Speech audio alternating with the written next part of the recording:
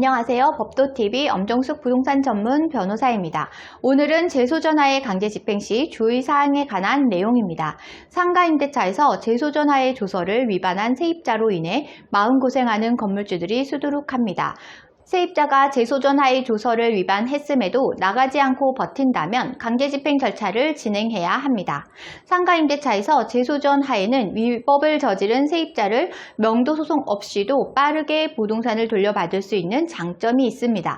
다만 제소전하에를 경험한 적은 있어도 실제로 강제집행까지 경험한 사례는 많지 않기 때문에 혼란을 겪을 수 있습니다. 결론부터 말씀드리면 만약 세입자의 조서 위반으로 강제집행이 필요하다면 반드시 세 가지 절차를 기억해야 문제없이 부동산을 인도받을 수 있습니다. 법률 용어가 어려운 분들을 위해 용어 설명부터 하고 갈게요. 제소전하에란 세입자와 건물주 사이에서 소송 비용과 시간을 절약하고 화해를 촉진하는 제도로 상호 합의를 통해 분쟁을 해결할 기회를 제공하는 제도입니다. 주로 상가임대차 관계에서 많이 활용됩니다. 오늘 주제에 이어서 설명드립니다. 상가임대차 분쟁에서 위법을 저지른 세입자를 대응할 때 가장 기본적이면서도 잊지 말아야 할 사실은 계약 해지가 필수라는 점입니다. 이는 분쟁에서 건물주가 가장 쉽게 저지르는 실수 중 하나입니다. 제소전하에는 소송 과정 없이도 바로 강제집행 절차에 들어갈 수 있다는 점은 부정할 수 없는 사실입니다. 다만 이를 위해선 계약이 해지되어야만 진행할 수 있다는 전제 조건이 있습니다. 상가임대차에서 계약 해지는 상대방에게 제대로 전달되어야만 법적 효력이 있습니다.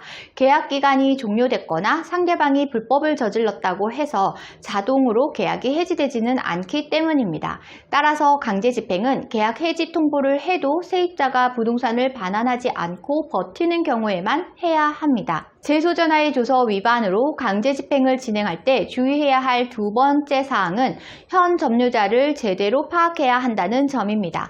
강제집행은 공권력을 이용해 점유자를 강제로 내보내는 합법적 절차입니다. 물론 위법을 저질렀음에도 세입자가 버티는 경우에만 해당하지만 개인의 자유와 점유지를 강제로 빼앗는 만큼 신중을 요하는 절차라 볼 수 있습니다. 때문에 법원의 집행관은 강제집행을 할 대상이 맞는지 까다로운 확인 절차를 진행하게 됩니다. 하지만 세입자가 이러한 점을 악용해 다른 사람에게 점유권을 넘긴다면 강제집행이 어려워질 수 있습니다. 세입자가 강제집행 절차를 어렵게 만들기 위해 점유권을 넘기는 상황을 대비하려면 현 점유자를 반드시 확인해야 합니다. 만약 세입자가 아닌 다른 사람이 점유하고 있다면 법원에 승계집행문을 부여받아야만 안전하게 강제집행을 진행할 수 있습니다. 제소전하의 조서로 강제집행을 할 때 주의해야 할 마지막 사항은 법원으로부터 집행문을 부여받아야만 한다는 사실입니다.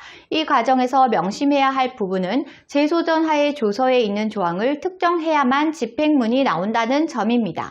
집행문을 발급받을 때 조항을 명확히 특정하지 못하면 집행문 발급이 어렵고 집행문이 없다면 강제집행을 진행할 수 없기 때문입니다. 따라서 세입자가 위법을 저질렀음에도 나가지 않고 버틴다면 제소전하의 조항을 살핀 후 세입자가 위반한 조항은 무엇인지 체크해야 합니다. 이후 세입자에게 내용 증명을 통해 해당 조항을 위반했음을 입증하고 이를 토대로 집행문을 발급받아야 안전하게 강제집행 절차를 진행할 수 있습니다. 오늘은 제소전하의 강제집행 시 주의사항에 관한 내용을 설명드렸습니다. 정리하자면 조서 위반 세입자라도 강제집행 전 계약 해지 통보는 필수라는 것이고요. 강제집행 전 현 점유자를 확인하고 필요시 승계집행문을 신청해야 합니다. 집행문 발급 시 반드시 위반한 조항을 특정해야 합니다. 오늘 주제와 관련된 문의사항이나 제소전하에 관련 문의사항이 있으신 분들은 홈페이지에 문의사항을 남겨주시면 바로 답변 드리고 있는데요. 홈페이지는 네이버에서 엄정숙 변호사의 제소전하에를 검색하시면 쉽게 찾으실 수 있습니다.